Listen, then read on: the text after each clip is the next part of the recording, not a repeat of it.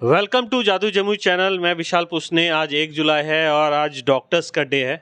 तो आज हम चाहते थे कि कुछ नए लोगों से आपको डॉक्टर से मिलवाएं, लेकिन सोचे कि एक ऐसे डॉक्टर से आपको मिलवाते हैं कुछ जो सेकंड जनरेशन है, जो जमुई में सर्व कर रहे हैं, मतलब जिनके फादर भी यहाँ पे जमुई में ही डॉक्टर थे और सर्विसेज अपने दिए।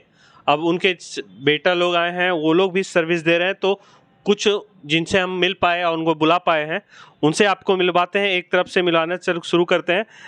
यहाँ पे हैं हमारे साथ गौरव जी हैं। जी, डॉक्टर गौरव कुमार। अब बोले कि आप फादर्स नेम और तो आपका स्पेशलाइजेशन क्या है, ज़रा बताइए। पिताजी का नाम हुआ डॉक्टर अनिल कुमार शर्मा। MBBS के बाद जो है fellowship in clinical cardiology and fellowship in diabetes और क्रिटिकल केयर और स्किन से रिलेटेड में फेलोशिप किए हुए हैं। सरकारी सेवा भी दे रहे हैं। थैंक मेरे नाम डॉक्टर विशाल आनंद है। मेरे फादर का नाम डॉक्टर अरुण कुमार सिंह है और मैंने MS ऑर्थोपेडिक्स में PG किया है, MS किया है और अभी जमुई सदर अस्पताल में पोस्टेड हूँ। डॉक्टर गर्वित सिंह। मेरे पिताजी का नाम है डॉक्टर मनोज कुमार सिंह। MBBS करने के बाद फिर JJ हॉस्पिटल से DPH किया था, डिप्लोमा इन पब्लिक हेल्थ, और अब 3 साल से जमुई में हूँ। मेरा नाम सौरभ सोनवा है। मेरे पापा का नाम डॉक्टर ठाकुर प्रकाश सिंह हुआ है। मैं अभी MBBS पास किया हूँ नेशनल मेडिकल कॉलेज बीरगंज। देखिए, एक MBBS की जब डिग्री आदमी हासिल करता है तो उसके पास बहुत सारे ओपन होता है कि वो कहीं पे भी बड़े शहर में भी आके सेटल हो सकता है, बातें कर सकता है, लेकिन अपनी सर्विसेज को फिर से जमुई में ही देना क्या कारण रहा? पहले विशाल आनंद से उनसे जानते हैं कि फिर से जमुई में आना और फादर की तरफ फिर से जमुई वालों को सर्विस देना, ये कब डिसीजन लिया आपने? देखिए, मैंने 2004 में MBBS में एडमिशन लिया था। वो गांधी मेडिकल कॉलेज भोपाल में जो CBSE PMT के थ्रू मैंने एडमिशन लिया। वहाँ जा कर के मेरे MBBS मैंने पूरा किया तो मुझे ऐसा लगा कि किसी दूसरे राज्य में रह के काम करने से बेहतर अपने राज्य और अपने ही जो गृह क्षेत्र है उधर जाके लोगों की अगर सेवा की जाए तो ज़्यादा बेहतर रहे। तो मैंने अपना स्नातक जो MS ऑर्थो करने के बाद मैंने फोर्टिस से रिप्लेसमेंट में कुछ काम सीखा और फिर उसके बाद वापस बिहार आया तो मैं जवाहरलाल नेहरू मेडिकल कॉलेज भागलपुर में 4 साल सेवा देने के बाद जमुई सदर अस्पताल में पदस्थापित होकर के आज जमुई वासियों को अपनी सेवा देने का प्रयास कर रहा हूँ। हड्डी के रोगों का जो कंजर्वेटिव मैनेजमेंट है और या फिर ऑपरेटिव है, दोनों में जमुई अभी काफ़ी पिछड़ा हुआ चल रहा है। बहुत सारे नए इनोवेशन आए हैं, नए तरह से हड्डी की सर्जरी होती है। मैं लोगों के बीच में वो सारे सर्जरी करके उनको तुरंत जल्दी से ठीक करने की कोशिश करता हूँ। प्रयास मेरा रहेगा कि लोग बेहतर सुविधा लेते रहें। जो बड़े शहरों में जो इलाज होता है वो मैं यहाँ पर काफ़ी कम रेट में उनको कर पाने में कोशिश कर रहा हूँ। आप बताएं कि जैसे फादर जो चलाते थे उसमें टेक्नोलॉजी अलग थी, अब टेक्नोलॉजी काफ़ी बदल जाती है, तो उसको कोप अप कैसे करते हैं, उसको कैसे मिला के चलते हैं और पब्लिक को कम से कम मतलब फीस में भी अवेलेबल कराया जाए, ये भी एक चैलेंज रहता है। नहीं, देखो मेडिकल टेक्नोलॉजी तो देखो हमेशा इवॉल्व करती ही रहती है और सबसे बड़ी बात होती है कि आप पेशेंट से कैसे कम्युनिकेट करते हैं, आप उनको कैसे समझाते हैं और आप कैसे उनको ये बताने की कोशिश करते हैं कि अब जो भी इन्फॉर्मेशन है, आपको बीमारी है, उसको कैसे आपका इलाज होगा, आपको क्या तकलीफ़ें आएंगी। अगर ये सब चीज़ आप क्लियर करते हैं तो पेशेंट क्या है कि पेशेंट भी बहुत खुश रहते हैं।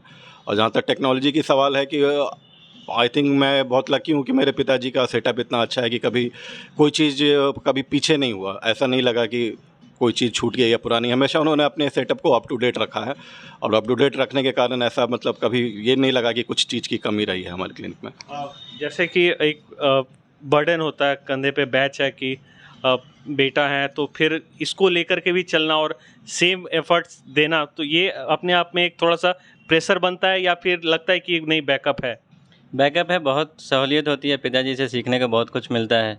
पिताजी हर जगह गाइडेंस करते हैं, कहाँ क्या दिक्कत है हर चीज़ में सपोर्ट करते हैं और आगे भी सपोर्ट करते रहते हैं। आपसे जानेंगे गौरव जी कि आप जैसे जमुई में क्या क्या मतलब और चीज़ों को आप देखते हैं कि जैसे मेडिकल जो फैसिलिटी है वो और क्या इम्प्रूवमेंट होना चाहिए?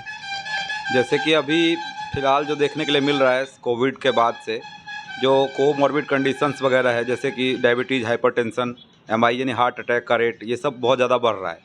तो उसमें क्या है कि बेसिक अभी जो जनता, जो गांव की जनता थी, उसमें क्या है कि डायबिटीज़ वगैरह का केसेस बहुत कम देखने के लिए मिलता था। आज के डेट में एक एज ग्रुप से नीचे बिलो जाके के बीमारी आ रही है। सबसे पहले तो उसको डायग्नोज करना है, और जो जैसे कि ईसीजी बेसिक प्रोटोकॉल्स में आता है या टीएमटी, ये सब सर्विसेज ईसीजी तक तो है, टीएमटी इको का अभी कोई व्यवस्था यहाँ पे है नहीं।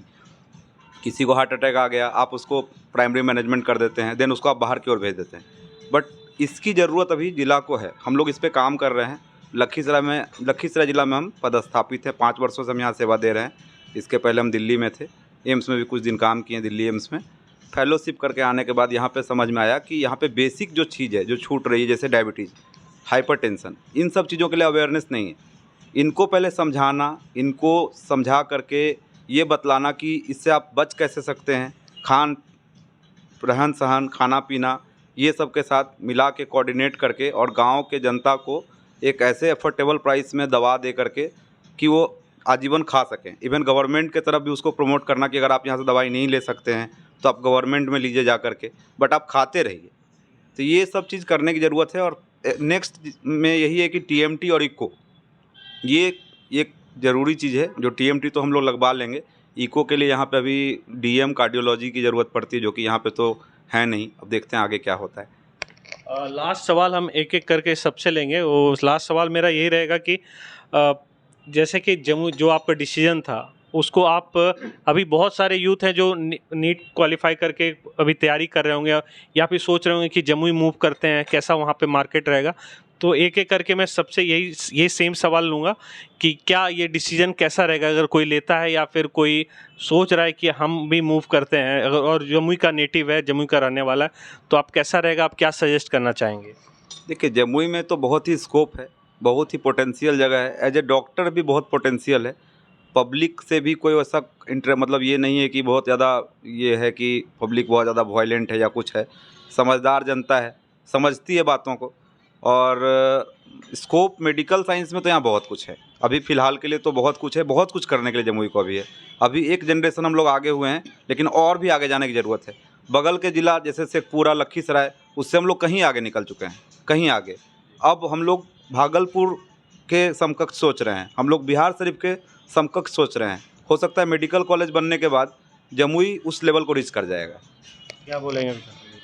एक बार क्वेश्चन रिपीट। कैसा रहेगा, मतलब अगर कोई मूव करना चाहता है, नीट क्वालिफाई या फिर कहीं और प्रैक्टिस कर रहा है, सोचता है जमुई अपने ही जगह चलें, तो कैसा रहेगा यहाँ पे मार्केट स्कोप? देखिए, ये अपना एक निजी डिसीजन होता है किसी का भी कि वो अपना भविष्य कहाँ और कैसे अपना गुजारना चाहेगा। मेरा अपना ये सोचना था कि जो चीज़ मैं अपना बचपन से पढ़ाई करके जो ज्ञान अर्जित किया, अब मैं वो कहीं दूसरे जगह पर रह करके उसको सेवा के रूप में अगर मैं किसी को देता हूँ, उससे बेहतर है कि अपने ही जगह जा करके लोगों की सेवा करें, तो बात अलग होगी। जहाँ तक है कि अगर यहाँ शिक्षित डॉक्टर्स, मतलब हाईली क्वालिफाइड अगर डॉक्टर्स का इकट्ठा होंगे यहाँ, अब जमुई में मेडिकल कॉलेज भी खुल रहा है, तो वहाँ पर भी आवश्यकता है कि क्वालिफाइड मतलब पोस्ट ग्रेजुएट डॉक्टर्स वहाँ पर एज ए टीचिंग फैकल्टी भी होना ज़रूरी है। अगर हम यहाँ पर के ही हो करके अगर मेडिकल कॉलेज में जाएंगे तो हम यहाँ पर ज़्यादा से ज़्यादा लोगों को स्पेशलाइज्ड सर्विस दे सकते हैं और लोगों को जागरूकता भी दे सकते हैं और अपने अंदर बच्चों को ट्रेन भी, नए बच्चों को ट्रेन भी कर सकते हैं। तो मेरा यही सोच था कि अगर मैं यही चीज़ बाहर कहीं करूँ, उससे बेहतर है कि जमुई में कर।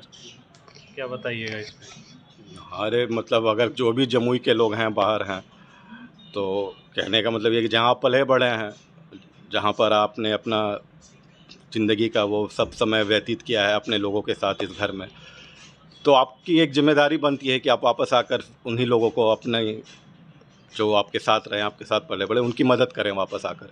ये बियॉन्ड परे होता है कि यहाँ पर स्कोप क्या है, यहाँ पर पैसे कितने मिलेंगे, इन सब चीज़ से परे होता है कि आप उस जगह पर वापस आइए जहाँ पर आप बिलोंग करते हैं और वहाँ के उन लोगों की मदद कीजिए जो आपके अपने थे।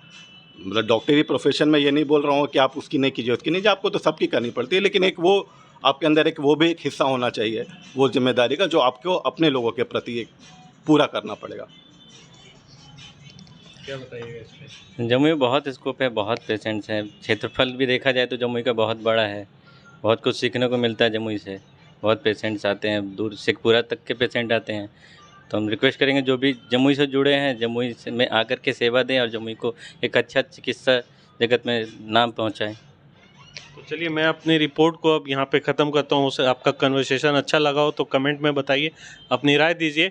और अब जमुई में मेडिकल कॉलेज खुल रहा है, नए नए स्कोप, बाज़ार बढ़ रहा है, तो स्कोप तो बहुत है। जैसे जैसे ज़िला में चीज़ें आएगी, डेवलपमेंट होगा, स्कोप बढ़ता जाएगा। तो जो लोग इंटरेस्टेड हैं आ सकते हैं।